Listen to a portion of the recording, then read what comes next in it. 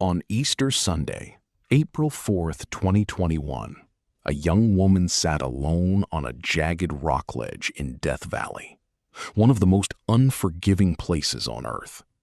She was surrounded by 100-foot drops, unbearable heat, and the body of the man she loved. Her name was Emily Henle, and this is the true story of her fight to survive. Alex Lofrren was a veteran and an outdoor enthusiast who found peace in the vast, empty corners of the American wilderness. He wasn't afraid of isolation. He craved it. And Emily, his adventurous partner, loved joining him on these off-grid expeditions into the unknown. Their love was built on trust and shared adrenaline. Emily wasn't an amateur. She was a seasoned hiker who had learned to navigate the brutal terrain alongside Alex. Together, they were a perfectly synchronized pair, ready to take on whatever the desert threw at them. Death Valley is the lowest, driest, and hottest place in North America. It's a vast basin of salt flats, jagged peaks, and shifting sand dunes. To the untrained eye, it's a landscape of stark, mesmerizing beauty. But hidden beneath that beauty is a brutal, silent, and patient predator. They drove a white Subaru Forester, a crossover SUV known for its reliability on rugged terrain. To Alex and Emily, it was their ticket to freedom. But on April 3rd, that freedom was about to become a death trap deep inside the heart of the park. That morning, a park ranger had suggested a secluded camping spot, accessible only by a backcountry route called Gold Valley Road. Tempted by the promise of total solitude, they took the turn. As the pavement faded into dirt, the modern world slowly vanished behind them. At 5:30 p.m., just as the sun began to dip, two terrifying pops shattered the desert's silence. They pulled over to find the passenger side tires completely shredded. A jagged rock had pierced the sidewalls, leaving the car crippled and utterly useless. They were 22 miles from the nearest paved road. The temperature was dropping, and their cell phones displayed 0 bars. They had one spare tire, a few bottles of water, and absolutely no guarantee that anyone would drive down this remote road ever again. They were truly stranded. That night, they pored over their maps with a flashlight, weighing two terrible options: hiking 22 miles back the way they came, or trying a 15-mile mountain pass that cut directly toward Mormon Point. They chose the forward path, believing it was their best shot at finding help faster. They left a desperate note inside the car. 2 flat tires, headed to Mormon Point, carrying 3 days' supply of water. They arranged rocks on the ground into a massive arrow pointing toward the trail. It was their only chance to be found if a search party ever came looking. At 4 a.m., under the surreal glow of a brilliant full moon, they began their hike. The desert was breathtakingly silent, the silver moonlight casting eerie shadows across the canyon walls. For a brief moment, they felt small but hopeful, walking through a landscape that felt almost alien. At 8 a.m., a glimmer of hope appeared. They discovered a geocache hidden in the rocks. Inside was a logbook. Finding it proved that others had walked this trail, that this path was navigable. It was the first piece of good luck they had encountered in over 12 hours. But that hope was brutally short-lived. The trail suddenly ended at the top of a sheer 70-foot cliff. A waterfall plunged straight down into a narrow slot canyon below. The logbook hinted at a nearby waterfall, but reaching it required professional climbing gear, ropes, and harnesses. They had none. Desperate and out of options, Alex made a gut-wrenching decision. He began to search for a way down the cliff. For a moment, it seemed possible. He found a few natural footholds and began his descent, Emily watched from above, begging him to be careful with every step he took. He reached a point where the rock became too slick and jagged. "I don't see a safe way down," he called up to her. "I'm going to climb back up." But as he tried to reverse his movement, his hands slipped on the damp, loose rock. Emily watched in absolute horror as his grip gave way. "What do you mean you lost your grip?" she screamed. She frantically scrambled for a branch, a rope, anything to grab onto. But it was too late.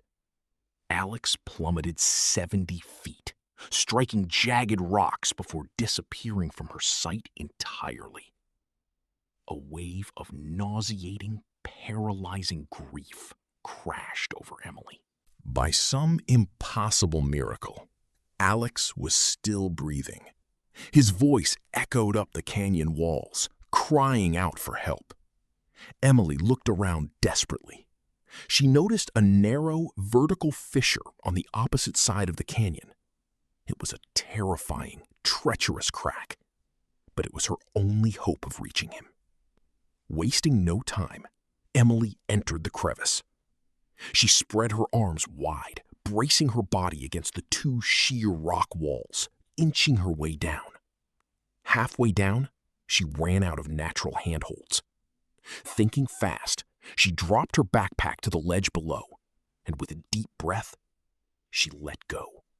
She slammed onto the ledge with brutal force.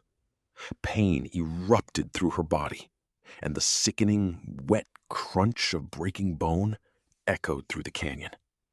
Her ankle had shattered cleanly. But fueled by adrenaline and love, she forced herself upright and limped frantically toward Alex. She reached him, but it was too late. Alex Lofrren had succumbed to his injuries on Easter Sunday, April 4th, 2021. He passed away there, on a tiny ledge in the middle of nowhere, surrounded by the unforgiving silence of Death Valley. Emily was utterly devastated. But she couldn't grieve, not yet. Looking over the ledge, she realized her true horror. Below them was another 100-foot sheer drop. It was impassable. Even if her ankle wasn't shattered, escape was impossible. She was trapped, alone, and utterly helpless. That night, she cried silently in the deep, suffocating darkness. The shadows offered no comfort. When morning arrived, she prayed that it was just a nightmare. But Alex was still gone. She was still broken, and the canyon walls still rose endlessly around her, like a cruel prison. But Emily was not ready to die. She took inventory of her supplies: water, a few pouches of tuna, and a survival kit. Most critically, she had a solar charger. It didn't give her signal, but it kept her phone alive, allowing her to write a journal, to document her fading hope, to cling to sanity. Her most vital survival tool became a fragile, thin Mylar emergency blanket. It wasn't built for the desert sun, but she used it as a sunshade to reflect the punishing UV rays off her skin. The thin metallic sheet tore constantly, and every single day she patiently patched it back together. At 1:30 p.m. every day, the sun aligned perfectly with the narrow opening above, turning her ledge into an oven. To survive, she found a tiny, shallow nook in the rock wall. For 4 hours a day, she would crawl inside the shaded niche, waiting for the sun to move so she could live another night. A small, trickling stream of water flowed down the canyon wall beside her. With grit and sheer ingenuity, she built a tiny rock dam to catch the water. It was barely enough to refill her bottles, but it was the difference between life and death. She soaked her clothes in it to cool her burning skin. Every day was a punishing ritual. Soak the towel, hide from the sun, wait for darkness. To keep her sanity, she wrote in her phone's notes app, "We will be rescued. We will get out of here." She said it like a prayer, repeating it until the words felt true. The emotional weight of her situation was unimaginable. Alex's body lay just feet away from her. Every time she looked up, she was reminded of her loss. She battled not just the heat, but the crushing guilt, the paralyzing loneliness, and the creeping despair that threatened to consume her. Meanwhile, back in the civilized world, friends and family had reported them missing. News of the lost couple spread across the country. Search and rescue crews were mobilizing, conducting grid searches of Death Valley. But the desert is vast, and Alex and Emily were completely off the grid. On April 7th, after days of searching, rescuers made a breakthrough. They located the abandoned white Subaru on Gold Valley Road. They found the note. They saw the rock arrow. Hope surged through the command center. They finally had a direction to search. On the morning of April 8th, a helicopter flew directly over Emily's canyon. She grabbed the shredded Mylar blanket and waved it wildly, screaming into the sky. The glint of the metallic silver caught the pilot's eye. They saw her. She had been found. Relief flooded through her body. But then, to her absolute screaming disbelief, the helicopter pulled away. It banked and disappeared over the jagged peaks. The silence returned. Her heart shattered. She didn't know that the canyon was too narrow for the helicopter to safely hoist her, and it had to return to base for more specialized equipment. She waited. 1 hour, 2 hours, 3 hours, and then a new sound buzzed through the canyon. A drone. It hovered above the narrow crevasse, shining a powerful spotlight directly onto her. It was sent to confirm her location. She knew then they were coming for her. But she had to wait one more agonizing night. The next morning, as dawn broke on April 9th, the thumping of heavy rotor blades cut through the stillness again. This time, it wasn't a regular rescue helicopter. It was a Navy SEAL search and rescue team, equipped for the most extreme recoveries. The Navy rescue crew attempted a hoist operation.